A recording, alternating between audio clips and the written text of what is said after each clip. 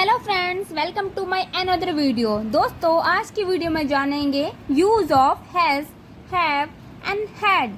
हम विस्तार से सीखेंगे हैज, हैव और हैड का प्रयोग कैसे करते हैं, हैज, हैव, हैड का अर्थ क्या होता है और साथ ही हैज, हैव, हैड के उदाहरणों को भी समझेंगे।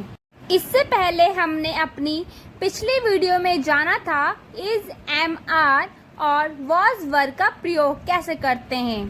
ठीक है, अब जानेंगे हम इस वीडियो में use of has, had and have का प्रयोग। तो दोस्तों, सबसे पहले हम हैज, हैव और हैड का हिंदी में अर्थ क्या होता है उसे समझ लेते हैं।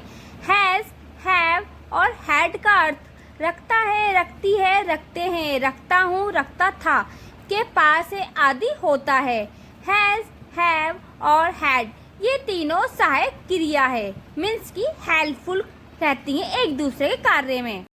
दोस्तों, प्रेजेंट टेंस वर्तमान काल में ही, शी, इट और एक वचन कर्ता के साथ हैज का प्रयोग किया जाता है और वी, आई, यू, दे और बहुवचन कर्ता के साथ हैव का प्रयोग होता है। पास्ट टेंस मीन्स की भूतकाल में सभी एक साथ अर्थात चाहे कर्ता एक वचन हो या बहुवचन हैड का ही प्रयोग किया जाता है।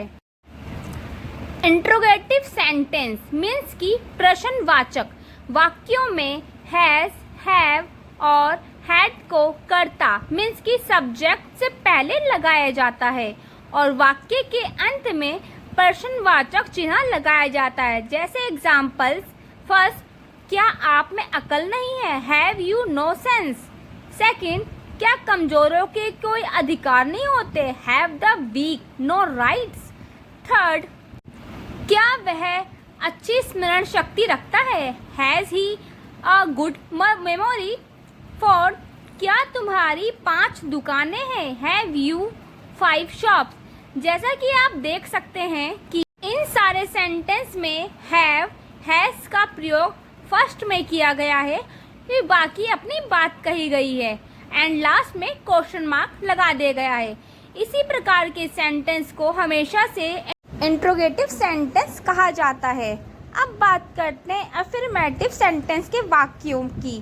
अफर्मेटिव सेंटेंस के वाक्यों में सबसे पहले कर्ता यानी सब्जेक्ट लिखते हैं, फिर हैज, हैव या हैड और अंत में ऑब्जेक्ट कॉम्प्लीमेंट का प्रयोग किया जाता है। इसे और भी अच्छे से समझने के लिए इसके कुछ उदाहरणों को देख लेते हैं।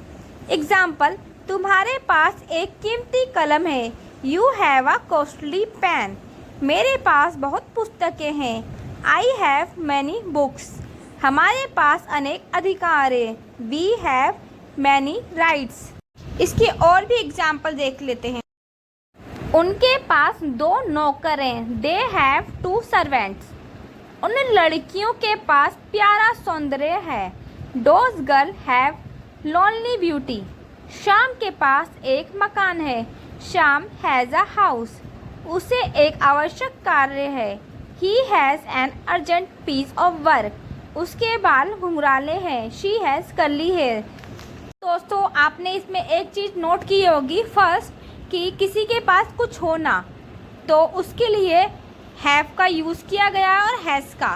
सेकंड, दे के साथ हैव, डोज के साथ गर्ल, शाम एक नाम है उसके साथ हैज़ और ही के साथ हैज़ और शी के साथ भी हैज़ का प्रयोग किया गया है। अब बात करते हैं नेगेटिव सेंटेंस की। नेगेटिव सेंटेंस में भी सबसे पहले कर्ता यानी सब्जेक्ट लिखा जाता है, फिर हैज़, हैव या हैड के बाद नॉट का प्रयोग करते हैं और अंत में ऑब्जेक्ट कॉम्प्लीमेंट लिखा जाता है। इसे और भी अच्छे से समझने के लिए इसके कुछ उदाहरणों को देख लेते हैं, पर उससे पहले आप एक बात जान लीजिए कि नेगेटिव सेंटेंस वो सेंटेंस होते हैं जिसमें नॉट मीन्स कि किसी चीज़ को मना करने का किया जाता है। जहाँ पर नॉट का प्रयोग किया जाता है उस सेंटेंस को नेगेटिव सेंटेंस कहा जाता है। इसके कुछ उदाहरण समझ लेते हैं। तो पहला उदाहरण, आई हैव नो फ्रेंड। मेरा कोई मित्र नहीं है। इन यात्रियों के पास टिकट नहीं है। This travels have no tickets. उन्हें मेरी सहायता की आवश्यकता नहीं है। They have no need of my help. उसके पास कोई घड़ी नहीं है। He has no watch. मेरे बड़े भाई के पास अधिक धन नहीं है। My elder brother has not much money. तो जैसा कि आप दोस्तों सभी सेंटेंस में देख सकते हैं, नेगेटिव सेंटेंस जितने भी हैं ये सारे, इन सब में नॉट का या नो का प्रयोग किया गया है। मीन्स कि किसी चीज को मना करने के लिए। दोस्तों जैसा कि आपको पता है कि एम इज का भूतकाल वॉज है तथा आर का वर है, ठीक इसी प्रकार हैज हैव का भूतकाल हैड है। तो दोस्तों अब मैं आपको कुछ बता रही हूँ पॉइंट्स टू रिमेम्बर, जिसको आपको याद रखना जरूरी है। फर्स्ट, प्रेजेंट टेंस मीन्स कि वर्तमान काल में ही, शी, इट तथा सिंगुलर नाउन के साथ हैज तथा आई, यू, वी, दे और प्लूरल नाउन के साथ हैव का प्रयोग किया जाता है। पास्ट टेंस मीन्स कि भूतकाल में सब्जेक्ट चाहे सिंगुलर हो या प्लूरल, हैड को ही प्रयोग किया जाता है। Singular noun Ram, boy, friend, flowers और टीचर के साथ प्रेजेंट टेंस में हैज लगाया जाता है तथा इनके प्लूरल के साथ हैव, परंतु इन्हीं शब्दों के साथ पास्ट टेंस में हैड लगाया जाता है। इसी प्रकार आई, वी के साथ प्रेजेंट टेंस में हैव, यू सिंगुलर और प्लूरल के साथ हैव, ही, शी, इट के साथ हैज तथा इनके प्लूरल के साथ दे के साथ हैव लगाया जाता है। पास्ट टेंस में इनके सबके साथ हैड ही लगाया जाता है। अब बात करते हैं इंट्रोगेटिव सेंटेंस में। इंट्रोगेटिव सेंटेंस में हैज, हैव, हैड को सब्जेक्ट के पहले और प्रश्न चिन्ह को अंत में लगाया जाता है। नेगेटिव और इंट्रोगेटिव सेंटेंस में नो का प्रयोग परिणाम मात्र को प्रकट करता है। जैसे ही हैड नो मनी, उसके पास पैसे न थे। He had no money, he had not money, इसलिए अशुद्ध है। तो दोस्तों उम्मीद है कि आप अब तक के हैज़, हैव एंड हैड में कंपैरिजन समझ चुके होंगे।